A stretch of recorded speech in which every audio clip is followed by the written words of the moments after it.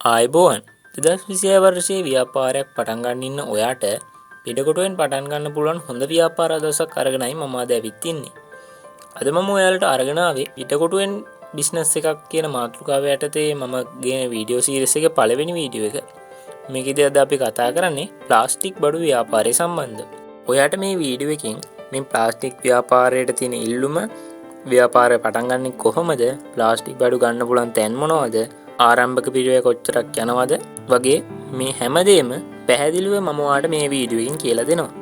එහෙනම් දැන් අපි යමු වැඩි කතා නැතුව වීඩියෝ එකට. හරි. එහෙනම් අපි බලමු මේ ප්ලාස්ටික් ව්‍යාපාරයට තියෙන ඉල්ලුම කොයි වගේද කියලා. ඔයා දන්නවා ලංකාවේ හැම ගෙදරකම වගේ ප්ලාස්ටික් භාණ්ඩ පරිහරණය වෙනවා.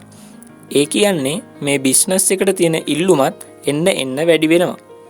එතකොට ඔයා මේ බිස්නස් එක 2026 පටන් ගත්තොත් ඔයාට අනිවාර්යයෙන්ම සාර්ථක බිස්නස් එකක් විදියට මේක කරගෙන යන්න පුළුවන්.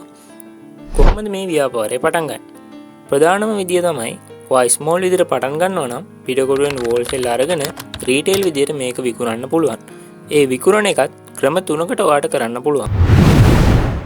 හරි අපි දැන් බලමු එනම් මේ ක්‍රම 3 මොනවද කියලා. ඔයාට පළවෙනි විදියට මම කියන කඩ කාමරයක් කුලියට අරගෙන රෙන්ට් එකට අරගෙන මේ බිස්නස් එක ස්ටාර්ට් කරන්න පුළුවන්. දෙවැනි එක මිනිසුන් වැඩිපුර ගැවසෙන ස්ථාන තියෙනවනේ. අන්න ඒ ස්ථානවලට ගිහිල්ලත් ඔයාට මේ බිස්නස් එක මේ භාණ්ඩ සෙල් කරන්න පුළුවන්. අවසාන සහ ලේසිම ක්‍රමය තමයි ඔයාට මේක ඔන්ලයින් ව්‍යාපාරයක් විදිහට කරගෙන යන්න පුළුවන්. මම ඔයාට රෙකමන්ඩ් කරනවා ඔයා ළඟ පොඩි මුදලක් නම් තියෙනවා ස්මෝල් විදිහට පටන් ගන්නවා නම් මේ තුන්වෙනි ක්‍රමයට යන්න කියලා.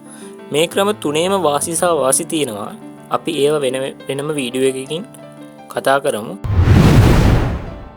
ඕනම ව්‍යාපාරයක් ස්ටාර්ට් කරනකොට ඒකේ තියෙන වැදගත්ම පාර්ට් එක තමයි ඔයා මාකට් රිසර්ච් එකක් අනිවාර්යයෙන්ම මේ ඔයා කරන ඕනම බිස්නස් එකකට පටන් ගන්න කලින් මාකට් රිසර්ච් එකක් කරන්නම ඕනේ. අපි බැලුවොත් මාකට් රිසර්ච් එක කොහොමද කරන්න කියලා ඔයාට පුළුවන් ඔයාගේ ඒරියා එකේ මේ වගේ ප්ලාස්ටික් බඩු විකුණන කඩ 10කට 15කට වගේ ගිහිල්ලා එකින් එකට අයිටම් වල කොහොමද ප්‍රයිස් රේන්ජ් එක යන්නේ, මාකට් එක කොහොමද මිනිස්සු වැඩිපුරම ගන්නෙ මොන වගේ දේවල්ද කියලා පොඩි අයිඩියා එකක් අරගන්න. ඔයාට ඒත් එකම ප්‍රයිස් රේන්ජ් එක ගැන අයිඩියා එකක් ගන්න ඔයාට පුළුවන් පොඩි නෝට්බුක් එකක් අරගෙන ඒකේ ප්‍රයිස් එක ලිස්ට් ඩවුන් කරගන්න. ඊළඟට අපි කතා කරමු මේ ප්ලාස්ටික් බඩු ගන්න පුළුවන් මොන තැන් වලින්ද කියලා. අපිට මේ ප්ලාස්ටික් බඩු හෝල්සේල් ප්‍රයිස් එකට පිටකොටුවේ තියෙන ඩෑම් ස්ට්‍රීට් එකෙන් ගන්න පුළුවන්. මම ඔයාලට මේ වීඩියෝ එකේ කඩ කිහිපයක කන්ටැක්ට් නම්බර්ස් දාලා තියන්නම්. මේවම විතරක් නෙමෙයි තව තියෙනවා. ඔයාට පිටකොටුවට ගිහිල්ලා බලලා ලාභ තැන් මොනවද කියලා හොඳ අයිඩියා එකක් ගන්න පුළුවන්. ඔයා පිටකොටුව ඩෑම් ස්ට්‍රීට් එකට ගිහිල්ලා පොඩ්ඩක් ඇවිදලා කරලා බලන්න ඕනේ. ක්වොන්ටිටි එකට වඩා වැදගත් වෙන්නේ ක්වොලිටි එක. ඒ නිසා ඔයා හොඳ ක්වොලිටි අයිටම් ටිකක් තෝරගන්න ඕනේ. ඊළඟට අපි කතා කරනවා මේකට ආරම්භක පිරිවෙල කොච්චරක් යනවද කියලා. ආරම්භක පිරිවෙල ගත්තාම ගොඩක් අය මෙතනදී කරන්නේ වැරද්දක් තමයි අයිඩියා එකක් නැතුව ලොකු ගාණක් වියදම් කරලා බඩු ගෙනල්ලා ඊට පස්සේ ඒගොල්ලෝට විකුණ ගන්න බැරුව ඒගොල්ලෝ අඬනවා. මෙහෙම නෙමෙයි කරන්න ඕනේ. අඩු මුදලක් යොදවලා ඔයා හොඳ එක කැටගරි එකක් සිලෙක්ට් කරගෙන ඒකට අදාළ අයිටම් ටික ගෙන්නලා මාකට් එකට දාන්න. එහෙම කරොත් ඔයාට ෆාස්ට් ග්‍රෝත් එකක් මේ බිස්නස් එක ඇතුලේ ගන්න පුළුවන්. ඔයා ඒ වගේ එක කැටගරි එකක් සිලෙක්ට් කරගෙන බඩු ගෙනල්ලා ස්ටාර්ට් කරනවා නම් ආරම්භක පිරිවෙල විදිහට 20000ත් 50000ත් අතර මුදලකින් ඔයාට මේ බිස්නස් එක ආරම්භ කරන්න පුළුවන්.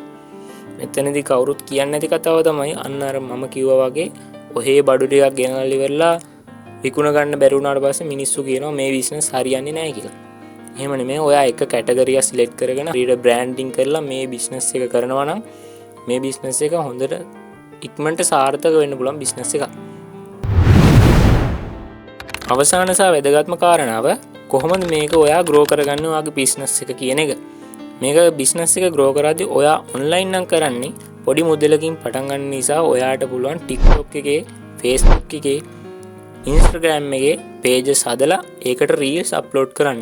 නැත්තම් ඔයාම voice cutting voice over එකක් කරලා පැකේජ් විදිහට මේ item විකුණන්න පුළුවන්. එතකොට මේ මිනිස්සු පැකේජ් එකක් විදිහට තියෙන නිසා මේක ගන්න පෙළඹෙන අවස්ථාව වැඩි. එතකොට ඔයාට හොඳ බිස්නස් එකක් මේකෙන් හදා ගන්න පුළුවන්. හරි. අපි මේ ව්‍යාපාරය පටන් ගන්නේ කොහොමද කියන තැන ඉඳලා අවසාන දක්වා හැමදේම කතා කරලා තියෙන්නේ. පොඩි දේවල් මිස් වෙලා ඇති. එහෙම තියෙනවා නම් ඔයා පල්ලෙන් කමෙන්ට් එකක් දාන්න, මම ඒවට රිප්ලයි කරන්නම්. එහෙනම් අදට මේ වීඩියෝ එක මෙතනින් ඉවරයි. වීඩියෝ එක හොඳයි කියලා හිතෙනවා නම් කමෙන්ට් එකක් දාගෙන යන්න. ඉස්සරහටත් මම මේ වගේ වීඩියෝස් අරගෙන එන්නම්.